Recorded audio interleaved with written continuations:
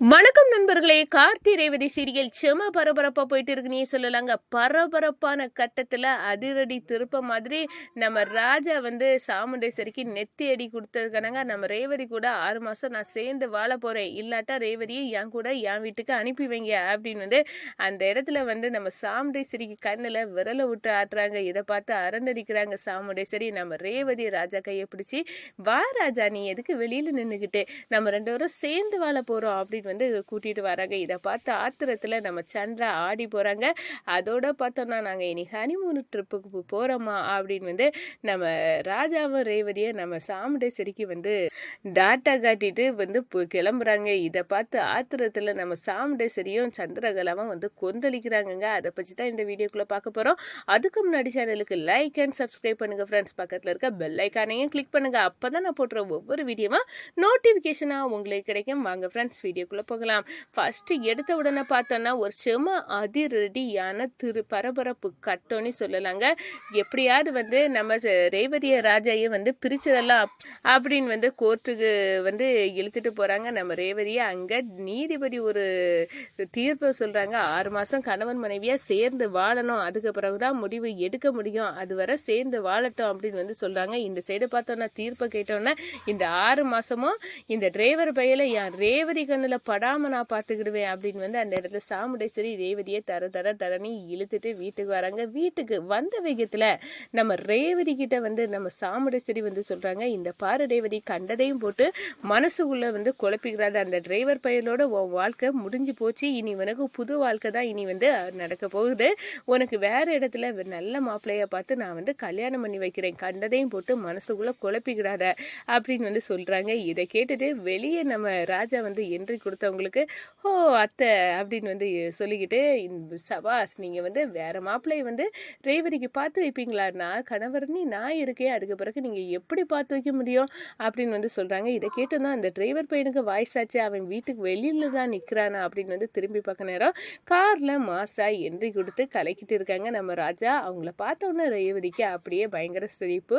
இந்த சைடு பார்த்தோன்னா, எதுக்காக இப்ப இங்க வந்திருக்க, உனக்கு தான் மான ரோசம் கிடையாதா, உனக்கு உறவு தான் வேண்டானி வெட்டி முறிச்சு விட்டாச்சுல, அதுக்கு பிறகு எதுக்காக இந்த மூஞ்ச வச்சு இங்க ஒட்டிட்டு வேற நிக்கிற அப்படின்னு அந்த இடத்துல நம்ம சாமுண்டேஸ்வரி கேட்குறாங்க, என்ன என் மனைவிக்கு நீங்க வேற மாப்பிள்ளை பார்ப்பீங்களா, கணவர் நான் இருக்க நேரம் எப்படி நீங்க வேற மாப்பிள்ளையை பார்க்க முடியும் சொல்லுங்க அத்தை அப்படின்னு கேட்குற நேரம் நம்ம சாமுண்டேஸ்வரி, அவ என் பொண்ணு, அது உங்க பொண்ணை விட என் மனைவி, புரிஞ்சுதா, எங்களுக்குள்ள எந்த விவாகரத்தும் நடக்கல, கோர்ட்ல என்ன சொல்லியிருக்காங்க, 2 பேரும் 6 மாசம் சேர்ந்து வாழணும்னு சொல்லியிருக்காங்களே, அதுக்காக தான் நான் வந்திருக்கேன் அப்படின்னு அந்த இடத்துல நம்ம ராஜா வெட்ட வெளிச்சமா நம்ம சாமுண்டேஸ்வரி சொல்ல நேரம், 6 மாசம் சேர்ந்து வாழ வந்தியா, நான் 6 மாசம் உன் கண்ணுலே படக்கூடாது என் ரேவதி அப்படின்லாம் நினைச்சிருந்தேன், நீ சேர்ந்து வாழ வந்தியா, இங்க இருந்து போயிரு, இல்லாட்டினா என் துப்பாக்கிக்கு உன்னை இரையாக்கிடுவேன், சும்மா துப்பாக்கி அது இது நீ பூச்சாண்டி காட்ட வேலையெல்லாம் என்கிட்ட வேண்டாம், என் கூட என் ரேவதியை நீங்க இப்ப அனுப்புனா போதும்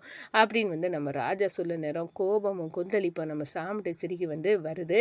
என்னடா இங்க இருந்து போக போறியா இல்லையா அப்படின்னு கேட்காங்க நம்ம சாமுண்டேஸ்வரி நம்ம ராஜா கிட்ட.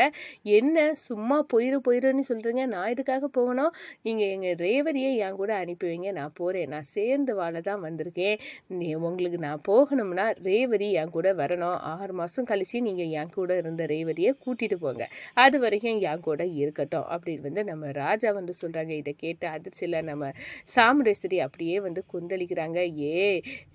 நீ 6 மாசம் சேர்ந்து வாழறதுக்காக வந்திருக்க அப்படின்னு கேட்குறேன். ஆமா, இப்போ நான் போகணும்னா இப்போ ரேவதி கூட தான் போவேன் அப்படின்னு அந்த இடத்துல சொல்றாங்க. இதை கேட்டு நம்ம ரேவதிக்கு பயங்கர சந்தோஷம். இந்த சைடு பார்த்தோன்னா நம்ம சாமுண்டேஸ்வரிக்கு பயங்கர ஆத்திரம் வருது. இந்த சந்திரா தான் விவாகரத்துக்கு நீ ஒரு பத்திரம் நீ ரெடி பண்ணி விவாகரத்தை அப்ளை பண்ணுவோன்னு தூண்டி விட்டு கடைசியில் இந்த டிரைவர் பையன் ஊருக்குள்ளே எங்கேயோ இருந்தவன் கடைசியில் வீட்டுக்குள்ளே நுழைஞ்சிட்டான். எல்லாத்துக்கும் காரணம் இந்த சந்திரா தான். அவள் தான் செங்கல் சூளையும் விற்க வச்சு கடைசியில் செங்கல் சூளைக்கு ஓனராட்டம் இந்த டிரைவர் பையன் ஆவதுக்கும் காரணம் இவன் தான் அப்படின்னு சந்திரா, இதெல்லாம் உனக்கு வேலை தான், இந்த டைவர்ஸ் நோட்டீஸ் நீ தான் அனுப்பிவிட்டு இப்படி கடைசியில் வீட்டுக்குள்ளே அவன் நுழைய நிலைமைக்கு ஆயிட்டு, இதுக்கு நீ தான் காரணம், செங்கல் சூளையும் செங்கல் சூளையும் நீ சொல்லி தான் என் கை நழுவி போயிடுச்சு சந்திரா. இல்லாட்டினா இந்த டிரைவர் பையன் வந்து வாங்கியிருக்க மாட்டான். எனக்கு விலைக்கு கொடுக்க ஐடியாவே இல்லை. நீ தான் அந்த டிரைவர் பையலுக்காக வந்து விற்க வச்ச எல்லாமே வந்து நீ போட திட்டம் எல்லாமே தவிடுபொடி அப்படின்னு வந்து அந்த இடத்துல கொந்தளிக்கிறாங்க. நம்ம சந்திரா வந்து அக்கா பாயிண்டா நம்மளை பிடிச்சி இதில் உள்ளுக்கு இழுக்காலே அப்படின்னு வந்து அதிர்ந்து போய் நிற்கிறாங்க. இந்த பாருங்க அத்தை, நான் வந்து சொல்கிறேன், நாங்கள் 2 பேருமே 6 மாதம் ஒன்றா சேர்ந்து இருக்கணும்னு தான் கோர்ட்டு சொல்லியிருக்கு. உங்களுக்கு விருப்பம் நான் இங்கே சேர்ந்து இருக்கவா, இல்லை என் கூட என் வீட்டுக்கு நான் ரேவதியை கூட்டிகிட்டு போவா அப்படின்னு வந்து நீங்களே முடிவு பண்ணுங்க அப்படின்னு வந்து நம்ம ராஜா வந்து செக்கு வைக்கிறாங்க சாமுண்டேஸ்வரிக்கு. அதை பார்த்தோன்னா என்ன இவனுக்கு வீட்டுக்கு நான் அனுப்பி வைக்கிறா என் பொண்ணை, இவன் வீட்டோட எனக்கு ஒட்டம் இல்லை உறவம் இல்லை, அப்படி இருக்க நேரம் நான் இதுக்காக அனுப்பி வைக்க போகிறேன், போனா போதுக்கு நீனே இந்த வீட்டில் இருந்துக்க அப்படின்னு வந்து அந்த இடத்துல சொல்லுறாரு. அம்மாவே சம்மதம் சொல்லிட்டு அவள் வா ராஜா நம்ம 2 பேரும் சேர்ந்து வாழலாம் அப்படின்னு வந்து நம்ம கார்த்தியோட கையை பிடிச்சிக்கிட்டு நம்ம ரேவதி வந்து இழுத்துக்கிட்டு வராங்க. இந்த சைடு பார்த்தோன்னா நம்ம சந்திரகலாவுக்கு ஆத்திரமாக வருது. அதோட நம்ம சாமுண்டேஸ்வரி கிட்ட ஒரு சவால் விடுறாங்க நம்ம ராஜா. இந்த 6 மாதம் நாங்கள் சேர்ந்து இருக்கிறதுக்குள்ள உங்களுக்கு உண்மை தெரிய வரும், உங்கள் அம்மா சாவுக்கு எங்கள் தாத்தா பாட்டி காரணம் இல்லை அப்படின்னு வந்து நான் நிரூபிப்பேன் அப்படின்னு வந்து சொல்கிறாங்க. போடா உன் டைலாக் எல்லாம் நான் அந்த கிளவி தான் காரணம்னு எனக்கு தெரியும், அதுலேயும் வந்து பொய் இருக்கிறத உங்களுக்கு தெரிய வைப்பேன் அப்படின்னு வந்து அந்த இடத்துல நம்ம ராஜா வந்து நம்ம சாமுண்டேஸ்வரி கிட்ட வந்து சொல்லுறாங்க. இந்த சைடு பார்த்தோன்னா நம்ம சந்திரகலாவுக்கு ஆத்திரமா வருது.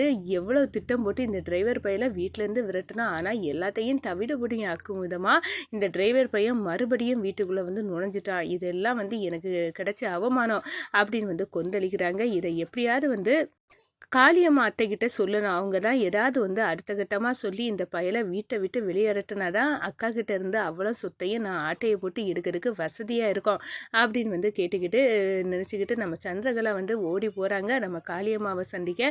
என்ன மருமகளை அந்த டிரைவர் பையனுக்கும் ரேவதிக்கும் உள்ள உறவு முறிஞ்சிட்டா, விவாகரத்து கிடைச்சிட்டா அப்படின்னு வந்து கேட்குறாங்க. இல்லத்த விவாகரத்து கிடைக்கல, 6 மாதம் கணவன் மனைவியாட்டு சேர்ந்து வாழணும்னு கோர்ட்டில் சொல்லியிருக்காங்க, அதுக்காக சேர்ந்து வாழறதுக்காக இந்த டிரைவர் பையன் ரேவதி கூட சேர்ந்து வாழுவேன், இல்லாட்டா ரேவதியை வந்து என் வீட்டுக்கு அனுப்பி வைங்க, நாங்கள் அங்கே வச்சு சேர்ந்து வாழோம் அப்படின்னு வந்து அந்த இடத்துல சொல்ல நேரம் அக்கா வேற வழி இல்லாமல் என் வீட்டிலையே இருங்க அப்படின்னு வந்து ஒத்துக்கிட்டா. மறுபடியும் வீட்டுக்குள்ளே அந்த டிரைவர் பையன் வந்துட்டானா, அவன் எவ்வளோ பெரிய தில்லாலங்கடி நினச்சேன் இப்படியெல்லாம் செய்வானே, ஆனால் ஒன்றும் பரவாயில்ல, அதுக்கு நான் ஒரு ஸ்கெட்சு போட்டு வச்சுருக்கேன், கண்டிப்பாக அதனால அவன் இந்த வீட்டை விட்டு ஓடக்கூடிய நிலைமைக்கு வருவான், நம்மளை மறுபடியும் ஜெயிலில் நம்ம வந்து செய்கிறதுக்கு வச்சவன் தானே, அவனை விடக்கூடாது அப்படின்னு வந்து காளியம்மா ஒரு திட்டத்தை வகுத்து கொடுக்குறாங்க.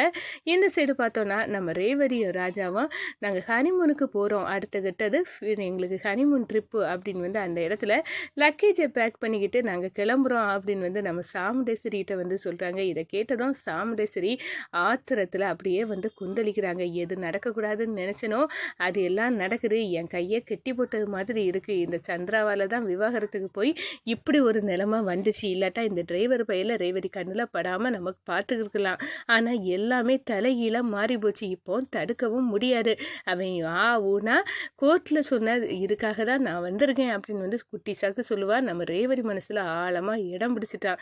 அதனால தான் ரேவதியை வந்து அவன் கூட வந்து போகிறதுக்கு எனக்கு கொடுக்க முக்கியத்துவத்தை விட இந்த டிரைவர் பையலுக்கு கொடுக்க முக்கியத்துவம் அளவுக்கு அதிகமாக இருக்குது அப்படின்னு வந்து அந்த இடத்துல வந்து சொல்கிறாங்க. இந்த சைடு பார்த்தோன்னா நம்ம சாமுண்டீஸ்வரிக்கு டிமிக்கி கொடுத்துக்கிட்டு நம்ம ராஜா கூட ரேவதி வந்து கைகோர்த்து வந்து ஹனிமூன் ட்ரிப்பு